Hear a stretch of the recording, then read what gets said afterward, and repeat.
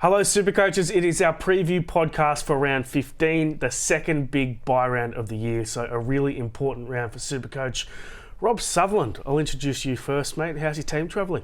It wasn't a great week, Tommy, but it did okay. Not bad. Yeah. And your trades this week? Why do you suggest that I'm going to make... Yeah, I'm making some. I wasn't going to make any. I assume you're boosting to No, I'm making 3. I wasn't going to make any, and now I am. Sandon Smith out. Walker's back, loses a kicking. Connor Watson out. I think he only plays one of the next 4 weeks. And Tamale out, injured. In come Isaako, Drinkwater, and Jaden Brayley. He is my my punt for the season. Look, I don't hate Jaden Brayley at all. I got offered him in draft this week, and I said no, just because it's the bye. But hooker is just such a horrible position for Supercoach this year that he is a genuine guy. Jet Hatton, how's your team travelling? Mate, pretty ordinary on the weekend. Lehigh Hopewade offered me absolutely nothing, so that was awful. Yeah. Hines, bit of a so-so captain, but it didn't really matter because Cleary scored about the same. So, yeah, not going too good, but we're back for another week. I assume you're trading this week, and yeah, there'll be some serious pods in there as well. There actually is, yeah. I only end up using the one trade last week. I end up keeping Nene, and this week I think I'm gonna trade out Nathan Cleary. Yeah.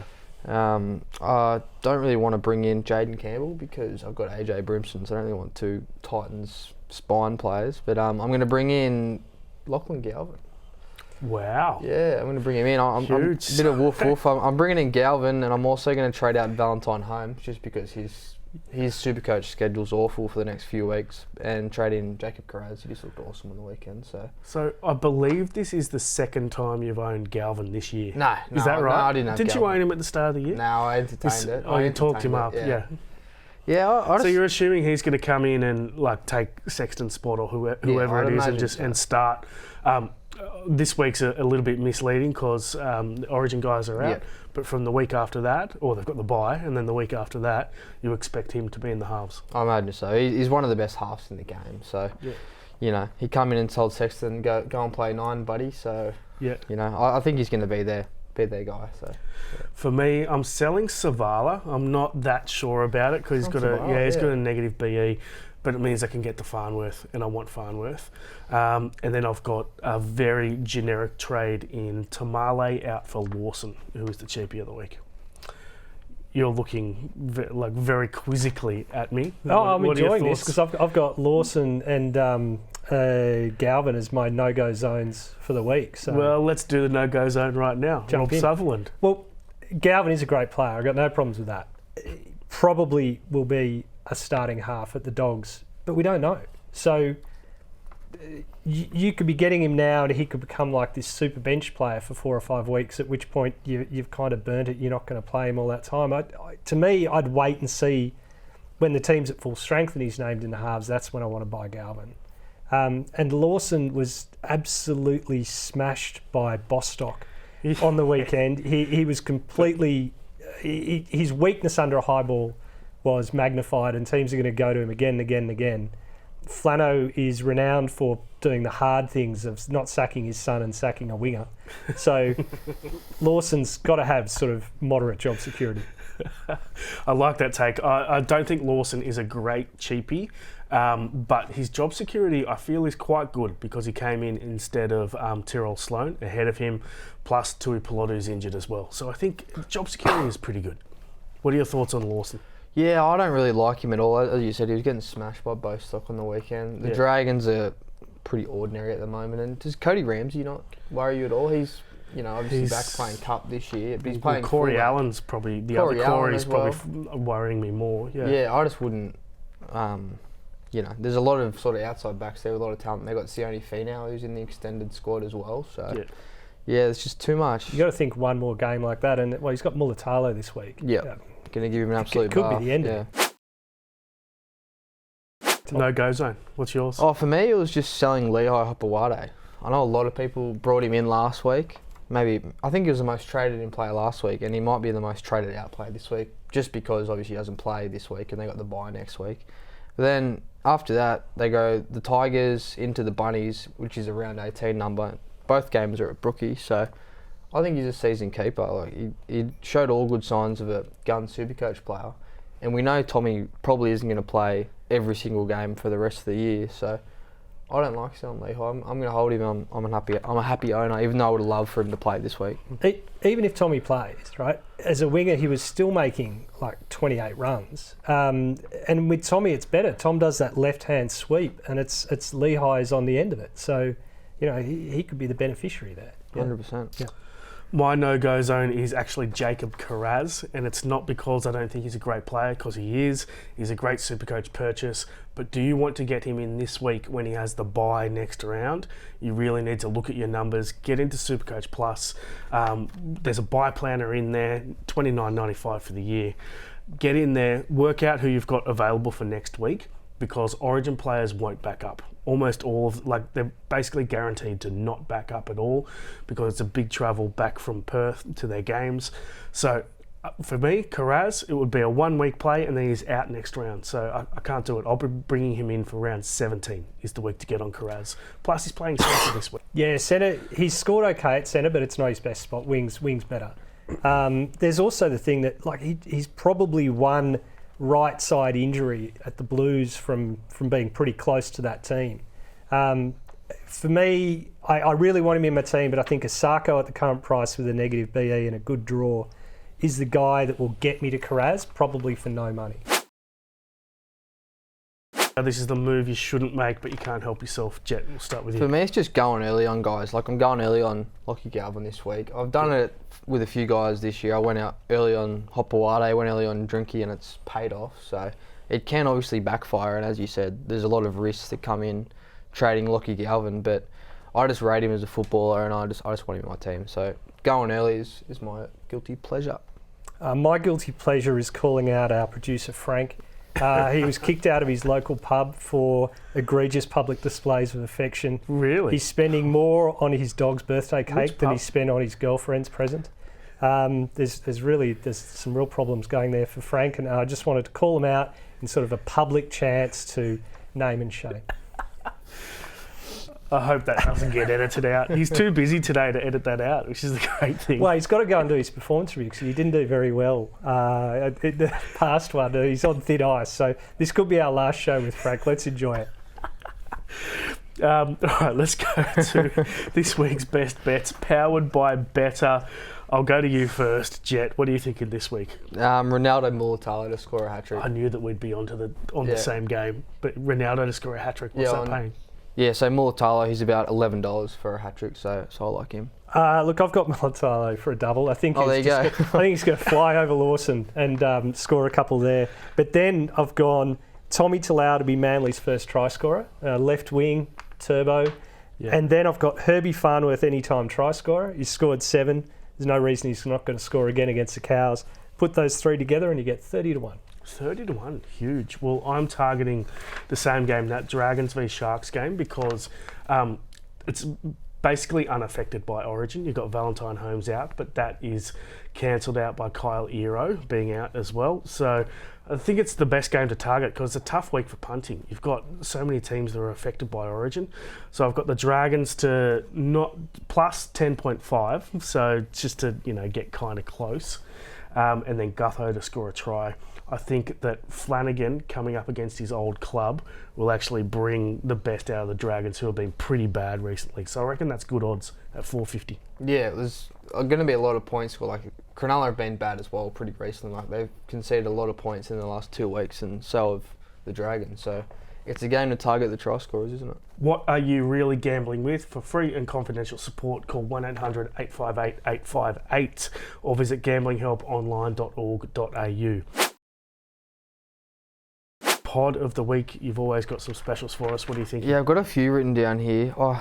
This is I didn't go him because everyone go, you're a homer for picking Sione Katoa, but he looked really good on the weekend in his first game of the year. He's not my pod of the week. He scored 47 without a try, but he looked great. My pod of the week is Cody Nikorima as a sort of play for Cleary for the next few weeks. So he scored 94 on the weekend. He looked great, and when Cody's on, he's on. And his next 3 games, he doesn't play round 18, which is a bit of a bummer, but he goes the Cows on Origin duties in the Newcastle in the South. So You can, if you've got like a Luke Metcalf at 5'8", you can switch him up to halfback and just go Cody to Cleary for a nice little play, and maybe in a few weeks they're a similar sort of price with that 94 in his rolling average. When Cody goes well, he goes very well, but he can go pretty He quiet. can, yeah.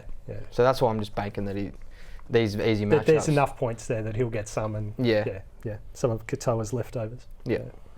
Who's your pod? Greg Marzoo. We're all talking about Isaako, Garrick, Carraz as great centres this week. Marzoo's sort of floating underneath those guys, got less than 10% ownership, huge base. Bradman Best back soon, which can either be good or bad. Bradman's not a big passer. But, Marzoo's scored well with and without him. I like him. Yeah, I like that move. My one is not actually a buy. It's to sell Tino for Asmawali, who is carrying a sternum injury into Origin camp. He won't back up. Then he's got the Origin coming up in round 18 as well. So, I don't know how much he's going to play in the next sort of month or so. So he could sell Tino. Carrying a sternum, he's probably done his best work for the year so far, so you could go him to a pod. What do you reckon?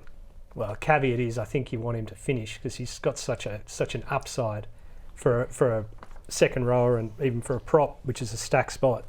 I don't hate it, but you're only getting 600k. If you're going to sell and buy back a gun forward, maybe wouldn't it be a Payne Haas, who I still think's a hold, but you're getting more value out of that? Because Tino's shipped a bit of cash.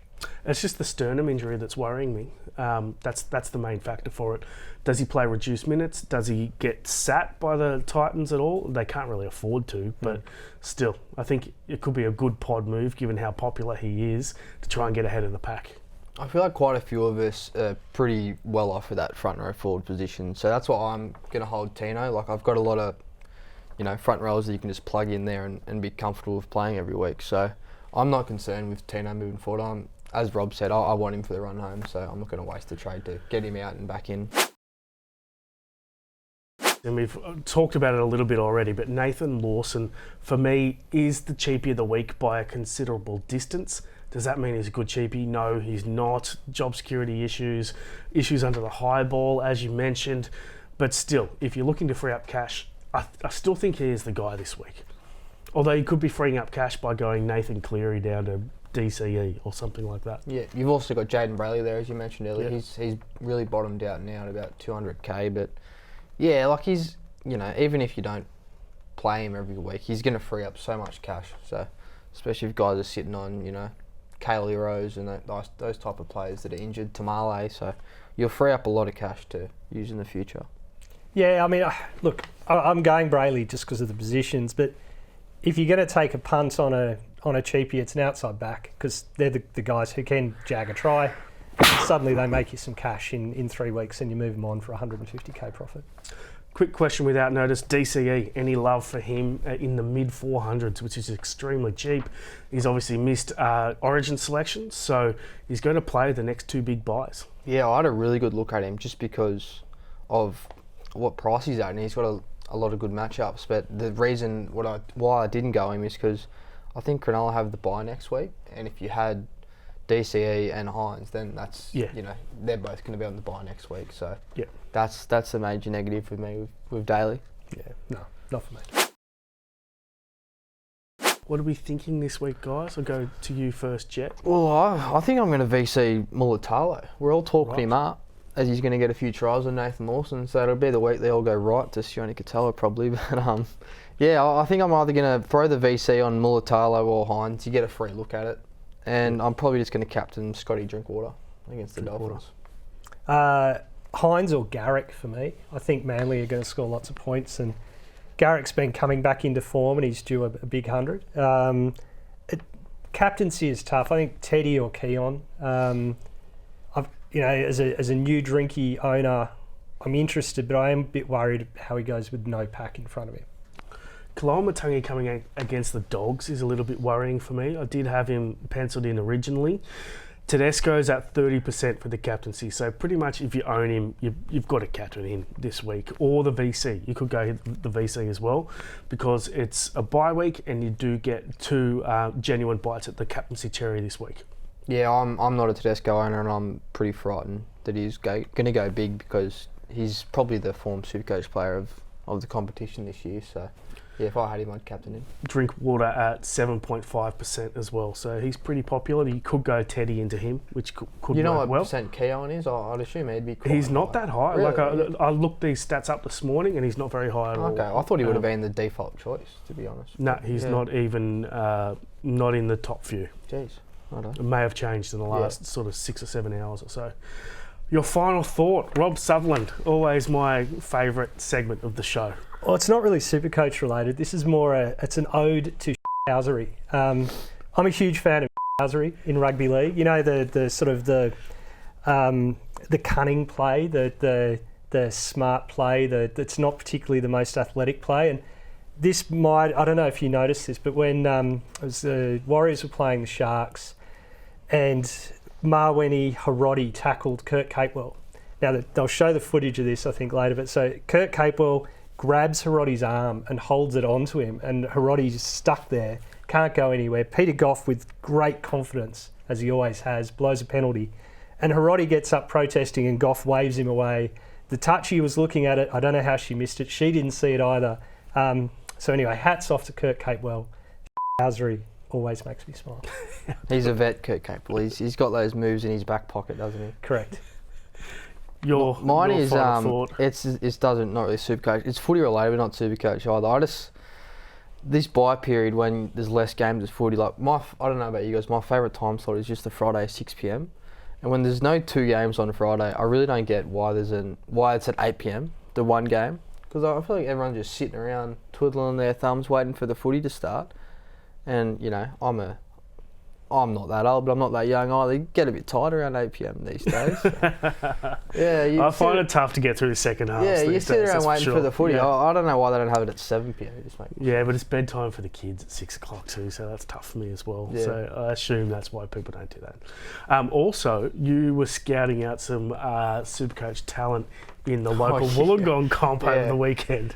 Yeah, so Friday night I played rugby union down in Wollongong for the UOW Bulls, and we were playing Kiama on Friday night, and our Wollongong team were just all full of, just battlers, and Kiama pay their players, and rocking up on Friday night thinking, geez, these blokes look pretty big, and then see one of them there, it's bloody Telltale Moan. So yeah, Junior Moan walked out, had a crack. Didn't look like he was fully locked in like he was back in the day, but yeah, I can say I've been unced by a rugby league player. I didn't know you played for the Bulls. Can I share a little bit? If when you are down at training next time and you look at the club board that's still at the gym, at the bottom of the gym, have a look at the Clubman of the Year awards. You might see a name you know. Okay. Really? Yeah. What, for Wollongong? Yeah. I didn't think you ventured outside of Surrey Hills. Elaborate. I think it was 2003, 2004, something like that. I was Clubman of the Year. Oh, there you go. Yeah. There you go. Rob Sutherland, what a great way to end this show on a high. We'll catch you for the Late Mail show tomorrow. See you then.